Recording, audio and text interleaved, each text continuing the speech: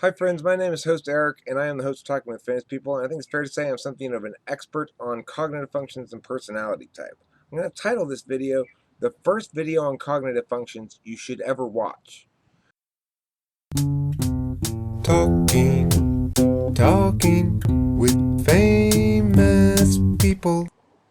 Hi friends, host Eric here. Before you continue watching this video, I'd suggest going to the TwFP marketplace at twfpcollectibles.com, twfpcollectibles.com, click PDFs, and what will you see in this section of the store? Companion document for this video for free. I have a woman, a girlfriend, who is new to cognitive functions and still doesn't really understand them very well. So much so that sometimes she says things like, "What's FE again?"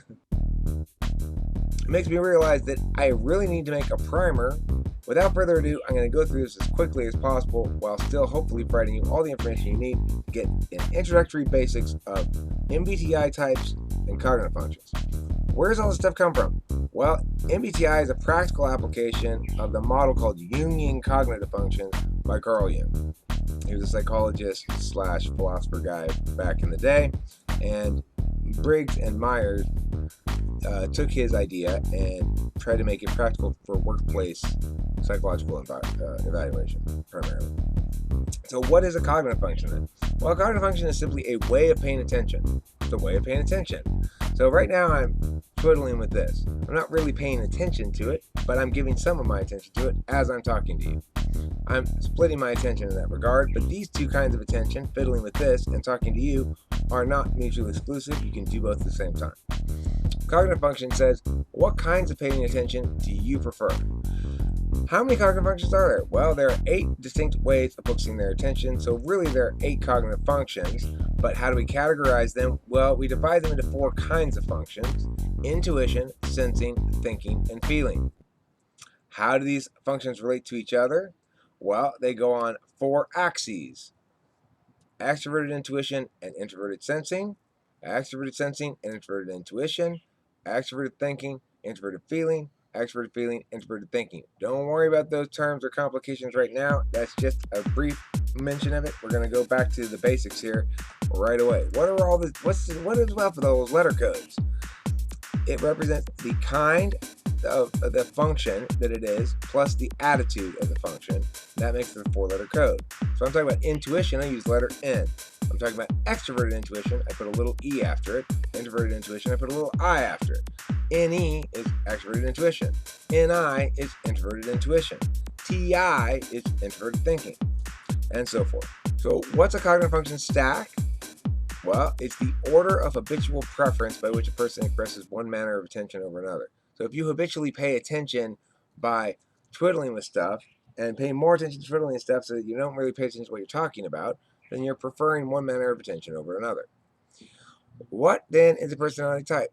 A personality type is a stack configuration, an order of attention-paying preference.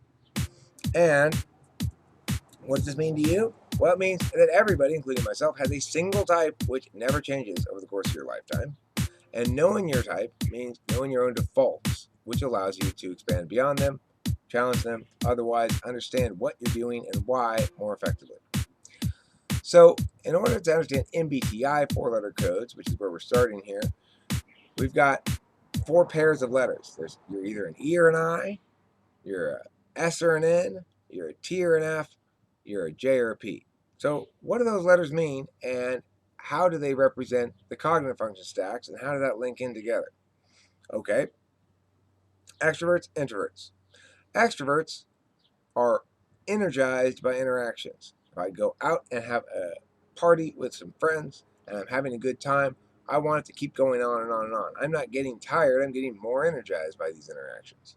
To a point, obviously, one could push oneself to exhaustion, and then one would no longer gain any benefits of the interactions. However, by and large, extroverts are energized by interactions. That's the key distinction, the number one that matters more than any of the other ones I'm going to read. So I'm going to hammer this home. Introverts find such interactions, even if they're fully satisfying, they find them energy draining, and they need to return home and process it to really enjoy the experience and that level. Okay, so extroverts, introverts. Extroverts seek observation. Introverts seek to observe. Extroverts, more is more. Introverts, less is more. Extroverts, outcomes are external. Introverts, outcomes are internal. Extroverts, action-oriented or impact-oriented or status-oriented. Introverts are archiving-oriented or conclusion-oriented or valuing-oriented. Extroverts might be about ideation. If they are, introverts are about aesthetics. And extroverts include the following 4 functions as the first function. SENETEFE.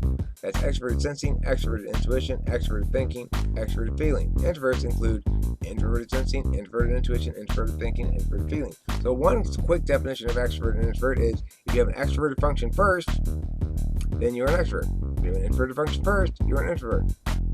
Remember those codes, the little letter stands for extrovert or introvert, and it'll tell you the nature of the function. If you have an extroverted function first, you're an extrovert overall. If you have an introverted function first, you're an introvert overall. Okay? Here's a quick list of the introverted types with the cognitive functions, conscious cognitive function stack according to MBTI, right next to it. You don't need to know what that means right now. It's just is an introduction to the ideas. So the extroverted types are ESTJ, ESFJ, ESTP, ESFP, ENTJ, ENFJ, ENTP, ENFP, the big E first, okay? And you'll see the stacks next to it. They all have extroverted functions first in their stack. What does this necessarily mean? It means they have an introverted function second in their stack because they alternate in order, and so forth. Introverted types, ISTJ, ISFJ, ISTP, ISFP, INTJ, INFJ, INTP, INFP. Again, introverted functions first means they have an extroverted function last. These things do occur on axes. Okay, so now let's look at the N or the S. Are you an intuitive or a sensor? This refers to your relationship to experience versus meaning. So intuitives prefer or exist in a world comprised primarily of significance that is derived through meaning or symbology or relationships between statuses of ideas over time, whereas sensors prefer experience, just doing shit, knowing what it feels like, and that kind of stuff. So intuitives, meaning making, meaning knowing, deduction, speculation, normative concerns, what's right or good or moral. Insight is something that is a value that's held high. Elegance of ideation is held high as a value.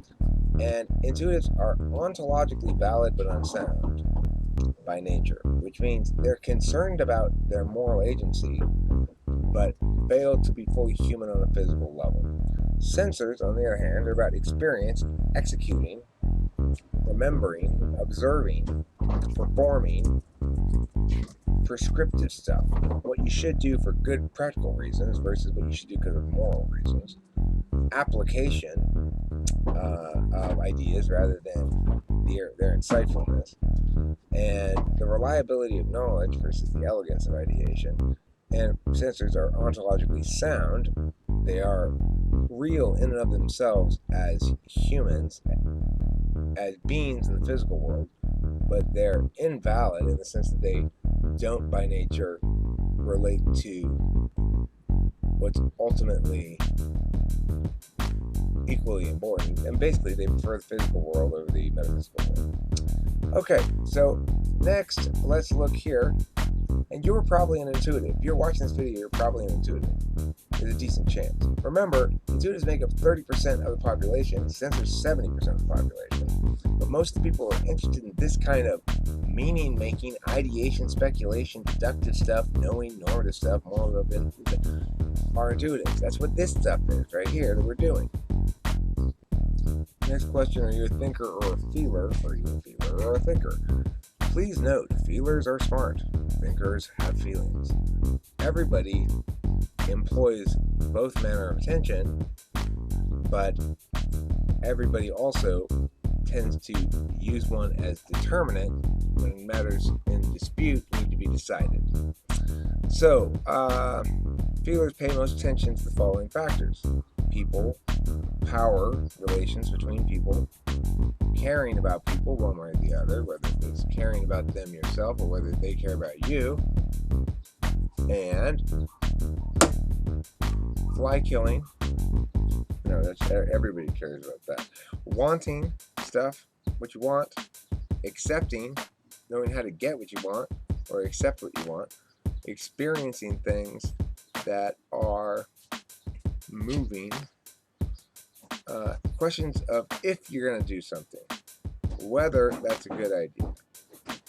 Thinkers tend to attend to matters of systems, rules, fairness, getting stuff, how to get stuff, testing stuff, analysis, how to attain outcomes, and why outcomes ought or ought not be attained. So those are thinker and feeler divisions. Remember, everybody has both. Last, let's talk about judging and perceiving.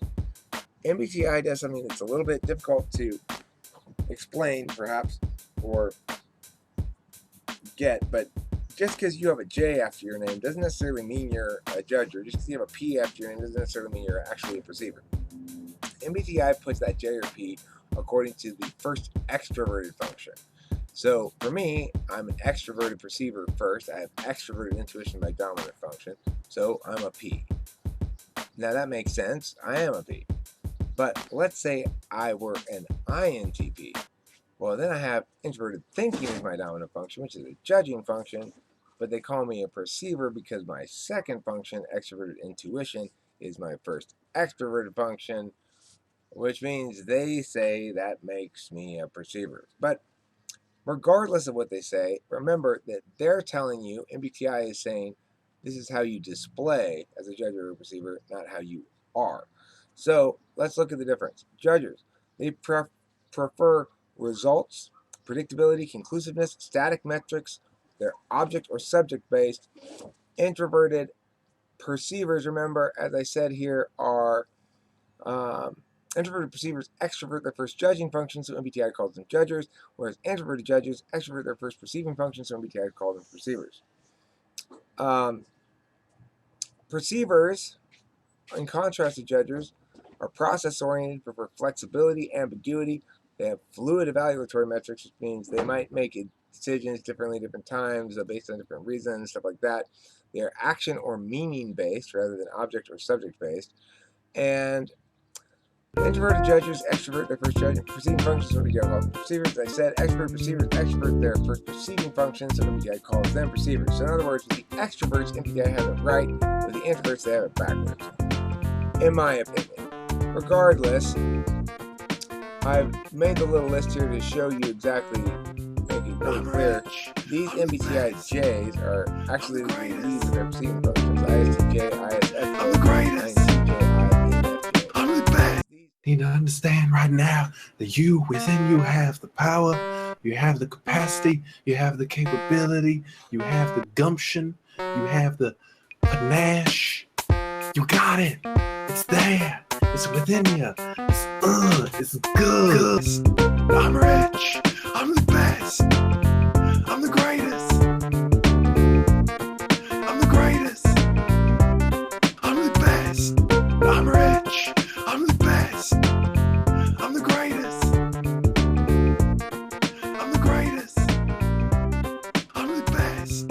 I'm rich. I'm the best. I'm the greatest. I'm the greatest.